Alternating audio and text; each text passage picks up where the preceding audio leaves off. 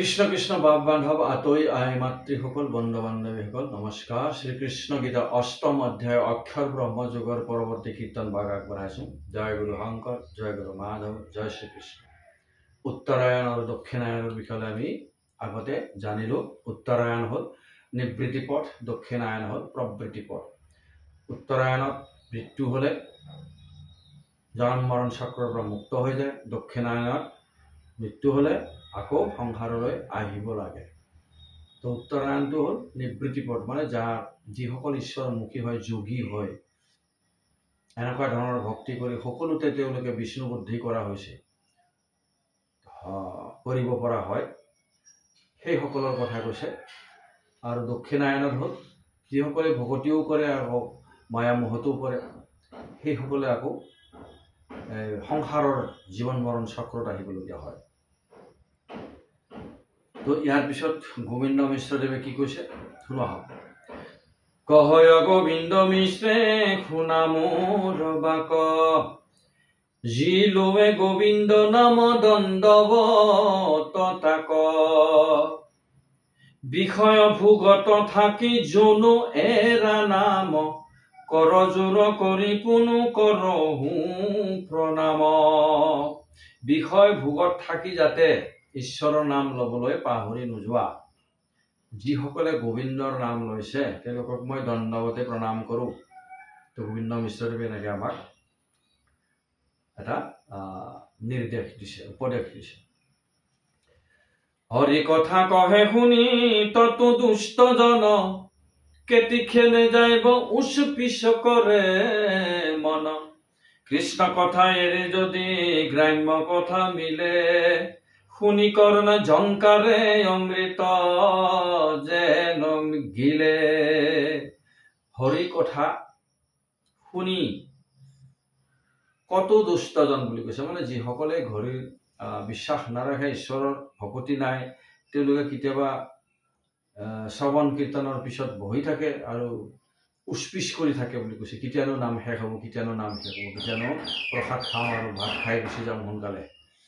কিন্তু তাতে আকৌ সেইটো সময়তে তেওঁলোকে নামৰ শুনাৰ পৰা ৰক্ষা পাবলৈ গ'লে গ্ৰাম্য কথাবিলাক, নিজৰ বিষয় সংসাৰৰ কথাবিলাকহে পাতি থাকে। সেইখিনিহে অমৃতময় যেন ভাবে, সুখ মোৰ মানে এইবাৰ ইমানখিনি লাভ হ'ল, বিজনেছত ইমান লাভ হ'ল, খেতিত ইমান পালোঁ, ল'ৰাই এইখিনি পাছ কৰিলে, ছোৱালীয়ে মুখ তুমুক কৰিলে, ল'ৰাই চাকৰি কৰিছে, ইমান ধন আনে, ইমানখিনি কৰে। এইবিলাক কথা বিষয় সংসাৰৰ পাতি থাকিয়ে তেওঁলোকে খুব ভাল পায় আৰু নামৰ সময়খিনি তেনেকৈ তেওঁলোকে পাৰ কৰি দিয়ে আৰু প্ৰসাদ পাতি খাই মুচি ঘৰলৈ গুচি যায়। তো এই কথাবিলাক কৈছে। আৰু কৃষ্ণ কথা বিনে আমাক এই সংসাৰৰ পৰা মুক্ত কৰাৰ আৰু মুক্ত আৰু কোনেও কৰিব নোৱাৰে বুলি কৈছে।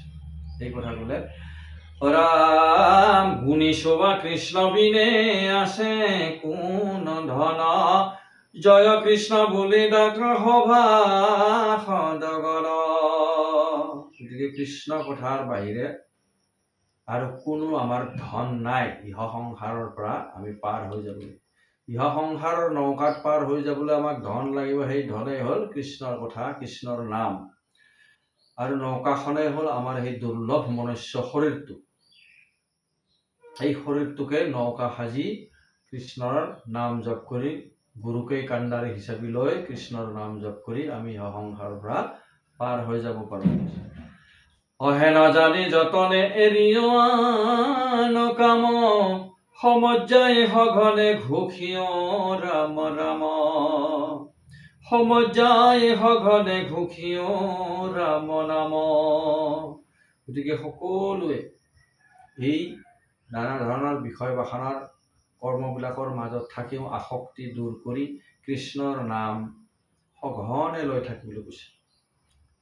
ৰাম শুনি আছ ৰাম বিনে কৈত আছে ত্ৰাণ, নামেহে হৈছে মূল কহে শাস্ত্ৰগণ। গতিকে ৰাম নামৰ বিনে ইহ সংসাৰৰ পৰা তৰি যোৱাৰ কোনো উপায় নাই। আৰু নামেই হ'ল মূল মন্ত্ৰ। শাস্ত্ৰবোৰতো পোৱা যায়, যত বেদ পুৰাণ আদি শাস্ত্ৰগণ, তথাপি সকলে কহে নামে সে প্ৰধান। যিমান বেদ পুৰাণৰ শাস্ত্ৰবিলাক আছে সেইবিলাক পঢ়ি শুনি যিখিনি আমি জ্ঞান পাওঁ তাৰে সাৰ জ্ঞানখিনি হ'ল নাম। নামেই প্ৰধান বুলি কৈছে আমাৰ মুক্তিৰ উপায়। আজিতো জনে গুৰুবাণী নাম কৰে পাঠ, পাপ ব্যাধি শৰীৰৰ হয় নিৰ্যান। গতিকে যিসকলৰ নামত বিশ্বাস আছে, নাম লৈ থাকিব লাগে আৰু এজন সৎগুৰুৰ ওচৰলৈ গৈ দিনচৰ্যা লৈ অভ্যাস কৰি নীতি নিয়মেৰে অভ্যাস কৰি নাম ল'ব লাগে। আৰু তেতিয়াহ'লে সকলো পাপ ৰোগ দূৰ হৈ যায় বুলি কৈছে। আপুনি লোভয় নাম গুৰু কমানিয়া, যমৰাজা ভয়ে থাকে মহত্ব শুনিয়া। যিটো জনে দণ্ড দে পাপী বুলি ধৰি, গুৰুবাণী যায় সিটো যমক বাহুৰি। যিসকলে নাম লৈ আছে আৰু গুৰুৰ চৰণত নাম লৈ একেবাৰে নামৰ শেষ স্তৰত, ভক্তিৰ শেষ স্তৰ উচ্চ শিখৰত উপস্থিত হৈছে, সেইসকলক যমৰাজাও ভয় কৰে বুলি কৈছে। মানে তেওঁলোকৰ মহত্ব জানি, হৰি ভক্তিৰ মহত্ব জানি যমৰাজাও ভয় কৰে। আৰু যমৰাজাৰ সেই কিংকৰ দূতবিলাকেও তেওঁলোকক মৃত্যুৰ সময়ত ধৰি লৈ যাবলৈ ভয় কৰে বুলি কৈছে। যিটো জনে দণ্ড দেই পাপী বুলি ধৰি, গুৰু মানি যায় সিটো যমক বাহৰি। যিটো জনে দণ্ড দেই পাপী বুলি দেই, এই যমৰ কিংকৰ বিলাকে পাপী বুলি দণ্ড দিবলৈ আহে, যেনেকে অজামিলক আহিছিলে ধৰি বান্ধি নিবলৈ, কিন্তু সি মানে ভয়তে সৰু ল'ৰাৰ নাম নাৰায়ণ নাৰায়ণ মোক ৰক্ষা কৰা বুলি কওঁতে বিষ্ণুদূত আহি তেওঁক ৰক্ষা কৰে। ঠিক তেনেকুৱা ধৰণৰ কথা। ঋক যজু হাম অথৰ্ব বেদ চাৰি, তাহাৰ ওপৰে জানা নামে অধিকাৰী। গতিকে বেদটো ঈশ্বৰৰে হয়, বেদে ঈশ্বৰেই বেদ হ'ল জ্ঞান। আৰু সেই জ্ঞানৰ যিটো সাৰাংশ, জ্ঞানৰ যিটো সাৰ অংশ, সেইটোৱে হ'ল নাম বুলি কৈছে।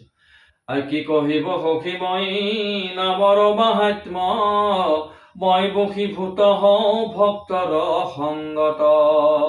গতিকে মই কি কম সখী, অৰ্জুনক কৈ আছে, নামৰ মাহাত্মটো এনেকুৱা, মই যিয়ে নাম লয়, যিয়ে একান্ত ভকত হৈ যায়, তেওঁলোকৰ মই বশীভূত হৈ যাওঁ, মই তেওঁলোকৰ বৈশ্য হৈ যাওঁ।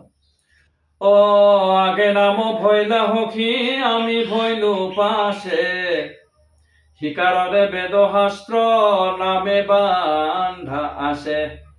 নাম বিনে কোনো জন নতৰে পাপত, বিশ্বাসতে গুৰু মানি ধৰা নাম ব্ৰত। নাম আগত যায় আৰু মই নামৰ পিছত। তেনেকে ভকতসকলে নাম লৈ আগে আগে গুচি যায়, তেওঁলোকে ঈশ্বৰে তেওঁলোকৰ পিছে ঘূৰি ফুৰে। গতিকে মোৰ নামটোহে আগত, মই নামটোৰ পিছত হওঁ। আৰু সেইকাৰণে বেদশাস্ত্ৰত নামেৰে বান্ধা আছে। বেদশাস্ত্ৰত যিমানখিনি কৰ্মকাণ্ডৰ কথা হওক, সাংসাৰিক কথা হওক, আধ্যাত্মিক কথা হওক, সকলোখিনিৰে সাৰ হ'ল নাম। গতিকে নামেৰে বেদ শাস্ত্ৰবিলাক বন্ধা আছে বুলি কৈছে। নাম বিনে কোনো জনতৰে পাপত, বিশ্বাসতে গুৰু মানি ধৰা নাম ব্ৰত। বিশ্বাসে মিলয় হৰি। যিবিলাকৰ বিশ্বাস আছে যে হৰি ভগৱন্ত আছে, ঈশ্বৰ আছে, তেওঁলোকে নাম লৈ গুৰু মানি ঈশ্বৰৰ ভজন কৰাৰ ব্ৰত কৰিব লাগে বুলি কৈছে। ব্ৰত মানে নাম লৈ যিখিনি আমি মনক একাগ্ৰ কৰাৰ যিখিনি আমি কষ্ট কৰোঁ, মনক একাগ্ৰ কৰিবলৈ হ'লে আমাৰ বহিৰ্মুখী ইন্দ্ৰিয়বিলাকক দমন কৰিব লাগিব। 10 ইন্দ্ৰিয় নাই জানো, জ্ঞান ইন্দ্ৰিয়, কৰ্ম ইন্দ্ৰিয়, তাৰপিছত মন বুদ্ধি অহংকাৰ আছে, পঞ্চ তন্মাত্ৰ আছে, ৰূপ ৰস গন্ধ স্পৰ্শ শব্দ, এইবিলাকক বশীভূত কৰিব লাগিব মনৰ সৈতে। গতিকে সেইখিনি এটা কম ডাঙৰ যুদ্ধ নহয়, বহুত কষ্ট কৰিবলগীয়া হয়। গতিকে সেইখিনি কৰাৰ পিছত ব্ৰত, সেইখিনিকে ব্ৰত বুলি কৈছে। মনক একাগ্ৰ কৰাৰ যিটো চেষ্টা আমি কৰোঁ, সেইটোৱে এটা ব্ৰত। মনক একাগ্ৰ কৰানো কি, কোনোবা দিনা আমি উপবাসে আছোঁ, খাদ্যৰ প্ৰতি যদি মন গৈ থাকে তেনেহ'লে সেই ব্ৰত নহ'ব। অভ্যাস কৰি কৰি কৰি কৰি এনেকুৱা অভ্যাস হৈ যায়, পিছত যিদিনা 3 দিন 4 দিন ব্ৰত ৰাখে খাদ্যৰ প্ৰতি তেওঁৰ কোনো ৰুচি নাথাকে, মন নাযায়। তো এনেকুৱা ধৰণৰ মানে ব্ৰতৰ কথা কৈছে, ইন্দ্ৰিয়বিলাকক দমন কৰা, মনটোক একাগ্ৰ কৰা। উপলম্ভা নকৰিবা নামে সেই ঈশ্বৰ, তাংক পিতা মাতা বুলি মনে কৰা দৃঢ়। গতিকে নামক উপলম্ভা নকৰিবা বুলি কৈছে। নামৰ ইমান শক্তি আছে, ঈশ্বৰৰ নামত, তাক উপলম্ভা নকৰিবা, অনাদৰ নকৰিবা। কাৰণ নামৰ শক্তিৰ বিষয়ে, নামৰ মাহাত্ম্যৰ বিষয়ে নাৰদো নাজানিছিলে, আমাৰ কি বুলি কয় ইন্দ্ৰও নাজানিছিলে। এইবিলাকৰ উদাহৰণ আছে। তেওঁলোকে গুৰু নমনাৰ কাৰণে, নাম নমনাৰ কাৰণে কেনেকুৱা ধৰণৰ তেওঁলোকৰ জীৱনত কেনেকুৱা ধৰণৰ ঘটনা হৈছিল, সেইবিলাক উদাহৰণ আছে। আগতে লৈ যা নাম পাছে বিচাৰ, নহে তো চণ্ডাল দ্বিজ ৰূপে হদি হয়। আগতে নাম লয়, তাৰপিছত নাম লৈ লৈ যেতিয়া মনটো আহি যায় নামৰ ঈশ্বৰৰ, তাৰপিছতহে আকৌ গুৰু মানিবলগীয়া হয়। গুৰু ল'বলগীয়া হয়, এজন গুৰুৰ শৰণ গ্ৰহণ কৰিবলগীয়া হয়। গতিকে নাৰদে কিন্তু লোৱা নাছিলে। নাৰায়ণ নাৰায়ণ কৰি ঘূৰি গৈছে, তোমাৰ গুৰু কোন? প্ৰশ্ন কৰিলে মোৰ গুৰু কোনো নাই। তেনেহ'লে গুৰু বিনে তুমি কেনেধৰণে নাৰায়ণৰ নাম লৈ আছা? তো এনেকুৱা ধৰণৰ মানে গুৰু ল'বলগীয়া হয়। গুৰুৱেই সংসাৰ তৰাই আন্ধাৰ দূৰ কৰি দিয়ে, ঈশ্বৰত ভকতি অনাই দিয়ে, সৎগুৰুৰ কথা। গতিকে গুৰুৰ বিহিনে ঈশ্বৰে, গুৰু কাক কৈছে? ব্ৰাহ্মণ, যি মুখৰ পৰা তেওঁৰ ব্ৰাহ্মণৰ সৃষ্টি হৈছে, ব্ৰহ্মত্ব যি পাইছে, সেই গুৰুৰ কথা কৈছে। সেই গুৰুজনৰ দ্বাৰাহে জ্ঞান লৈ পেলাই ঈশ্বৰত উপস্থিত হ'ব পাৰে, ঈশ্বৰৰ শৰণত ঠাই পাব পাৰে। আৰু গুৰুজন যদি ব্ৰহ্মৰ সীমাৰো ওপৰত গৈছে, তেনেহ'লে তেওঁ ঈশ্বৰে হৈ যাব, ঈশ্বৰতে বিলীন হৈ যাব। গতিকে তেওঁ কাকনো জ্ঞান দিব? গতিকে গুৰু এজন লাগে ঈশ্বৰৰ জ্ঞান দিবলৈ। সেইকাৰণে গুৰুক প্ৰাধান্য দিছে। এই মাছবিলাকে, সমুদ্ৰত থকা মাছবিলাক গোটেই বছৰ বছৰ তেওঁলোকে পানীতে থাকে, সিহঁতে পানীতে থাকে। কিন্তু পানী খাবলৈ হ'লে ওপৰত আহিব লাগে, সাগৰৰ ওপৰত, পানীৰ ওপৰত আহি পানী খাব লাগিব। ভিতৰত পানী খালে সিহঁতৰ পেট ফুলি যাব আৰু কিবা কিবি বিক্ৰিয়া হৈ মৰি যাব। গতিকে সিহঁতে জলচৰ প্ৰাণীবিলাকে পানী খাব লাগিলে ওপৰত আহিবই লাগে। ঠিক তেনেধৰণে যদি ব্ৰহ্মতে ডুব যায়, ব্ৰহ্মাৰ স্তৰ পোৱা লোকসকল, ভক্তিৰ উচ্চ শিখৰ হ'ল ব্ৰহ্মাৰ স্তৰটো। ব্ৰহ্মাৰ স্তৰটোকো যদি পাৰ হৈ যায়, তেতিয়াহ'লে ঈশ্বৰক পায়, ব্ৰহ্মত বিলীন হৈ যাব। তো ব্ৰহ্মতে বিলীন হৈ যায় যদি, তেওঁৰ জ্ঞানটো আৰু আমাক কোনে ক'ব? সেইকাৰণে সেই স্তৰটোত ব্ৰাহ্মণক ৰাখিছে বা গুৰুক ৰাখিছে। এই গুৰুৱেহে আমাক দেখুৱাই দিব ঈশ্বৰক কেনেকে ভজনা কৰিব লাগে, কেনেকে তেওঁক প্ৰাপ্ত কৰিব পাৰি।